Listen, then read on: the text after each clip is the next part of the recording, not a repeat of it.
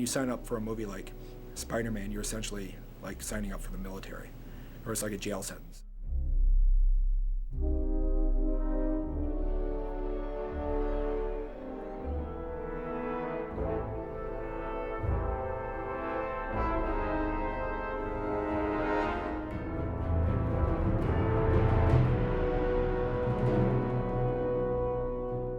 I had just wrapped up Spider-Man 1 like only a couple months prior, and I didn't think I was going to be coming out until maybe a month before production. But they shot some background plates for the big train sequence in Chicago, and it was just a huge mountain of footage, hours and hours of 35 millimeter in Vista and all kinds of different formats.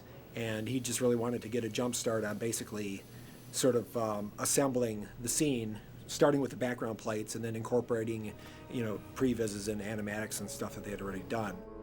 Sam actually started planning the scenes even as we were finishing Spider-Man 1.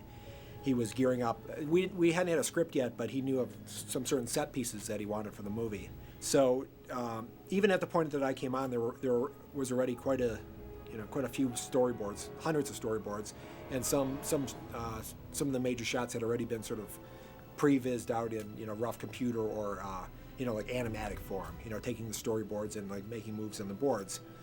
So the first thing I did was I took the scans of all the storyboards and everything else and just basically started building the sequence together, as if it was working with dailies. And by the end of the first couple of weeks I was on, I had like a 10-minute long sequence cut, which was like a full reel of the movie. That cut basically was used to try to figure out what we needed to do in terms of shooting. It's crude, but you really get a feeling of how the scene is working and progressing. So you can do a lot of planning before, like storyboards are for, kind of plan it out on paper before you actually commit to shooting things and spending the money. And then, of course, when you shoot it, a lot of things change, and you can't be too slavish to the animatics or storyboards because the actors come up with stuff on the set, or the stunt guys come up with different bits of business, or of course Sam, but it's just it's a good start for any scene. I've known Sam for years, and we share a lot of the same tastes in terms of a love of horror and a love of suspense and a love of making the audience jump and scream.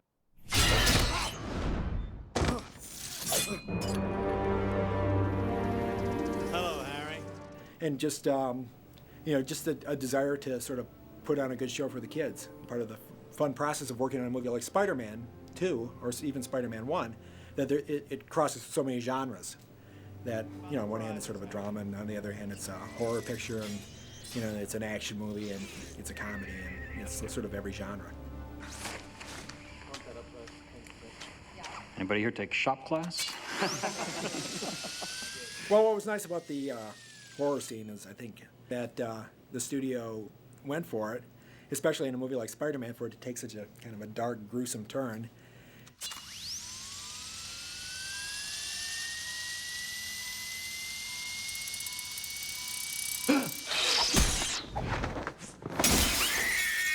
And we were worried, of course, that it wouldn't get a PG-13, and there's no blood, but it's still pretty intense, And it's cool to be getting the first guy to see those dailies. You get the dailies, and there's a lot of cool zoom shots on screaming faces, and the old chainsaw coming up into frame, and this kind of classic trademark Sam Raimi shots. So it's cool that he's able to pull all that stuff together that he loves, and do it in a huge movie like this.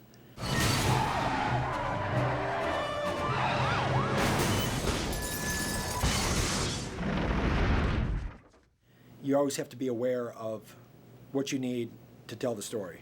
I think it's more important to that every shot in a sequence services the story and tells the story to its best way possible. And sometimes they have a maximum amount of impact. The shots need to be short, and I don't really see it as a stylistic thing as much as just sort of figuring out what's best for that given moment of a scene, what'll give the shot the most impact, or that part of the sequence. It's keeping the story moving and keeping everything super clear, crystal clear, within any given shot or moment.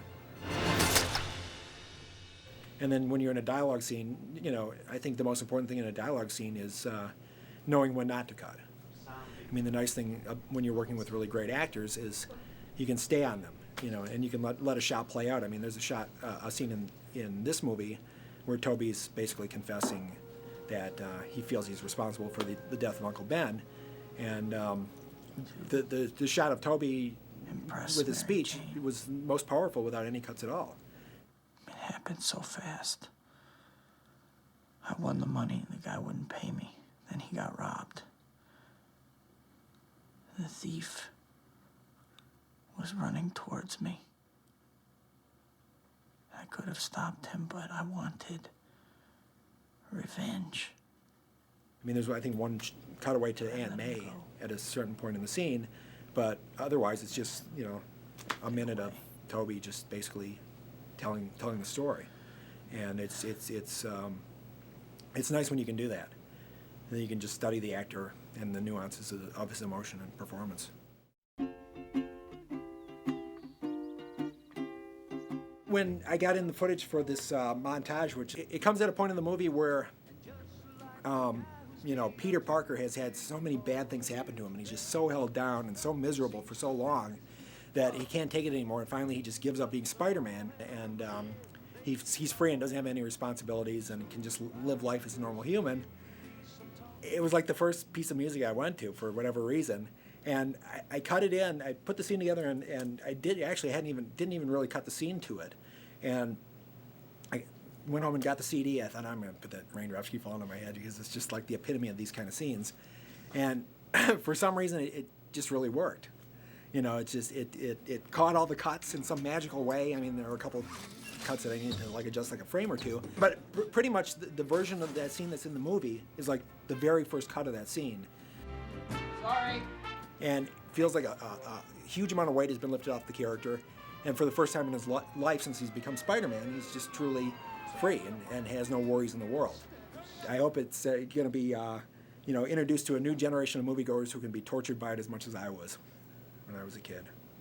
Nothing's worrying me. Sam actually we work pretty closely together, and especially on a big effects movie like this, the sort of nightmare of it is that it never really ends. I mean, on most movies, the footage gets shot, and at that point you have a finite amount of material to work with, and you're sort of working with the same dailies over and over, just basically honing it down, trying to figure out the best takes and the best performances and the structure of the scenes. But when you're done shooting, you're far from done, because there's so many visual effects shots that are constantly evolving and changing that every day we would have a 2 to 3 hour visual effects meeting at SPI, Sony Picture Imageworks, which is our effects company, where we would see anywhere from 20 to 60 shots, all in various states of completion, from rough early previses to beginnings of lighting and so on and so forth. So we were constantly having to give feedback on those shots. Every day was like getting new dailies, and then having to bring back those 20 to 60 shots, cut them into the movie, and see how they worked, within the material that we already had. It was incredibly important to have a good visual effects editor, and Jody Fidel, who I've known for years, is a fan of all this kind of stuff, and is just somebody who is, totally in love with his work, and obsesses over effects. Bob would be cutting, but effects were always coming in, so I would have to put together a sequence. I'd take one of Bob's sequences, cut the newest shots in, go to set with the tape, and show it to set on Sam in between setups. He'd give notes, I'd take notes, I'd get them back to SPI and John Dykstra. And seeing if they worked okay, or whether we needed something different, whether Spider-Man was too fast, or the action was too slow, or the framing was right, the movement within the shot to cut from shot number 1, which was a shot we already had, and shot number 3, which was a shot we already had, and this was the shot in the middle. It was a great crew, and everybody just really worked together and just cared about making the movie the best it could be. Surprisingly, there was very little footage that wasn't used. There were just a few dramatic scenes that we thought would be better shorter. A scene in the backyard between Toby and Kirsten, where they have sort of a romantic interchange that we always liked, but we felt it was within the pace of a summer action movie. that it might be too much. So we pulled footage out of that, and there are just a couple other scenes. There's another scene between Peter Parker and the Russian girl who lives next door, the girl Ursula. It's a scene I always liked, but it didn't really fit into the end of the movie. Woo! Woo! Whoa! In a movie like this, there's no corners cut in terms of, getting what you need to do the job correctly, and then everybody sees it. So it's really gratifying on that level. Just being able to go to the theater when the movie opens and hearing the reaction of the audience, which is, kind of what it's all about,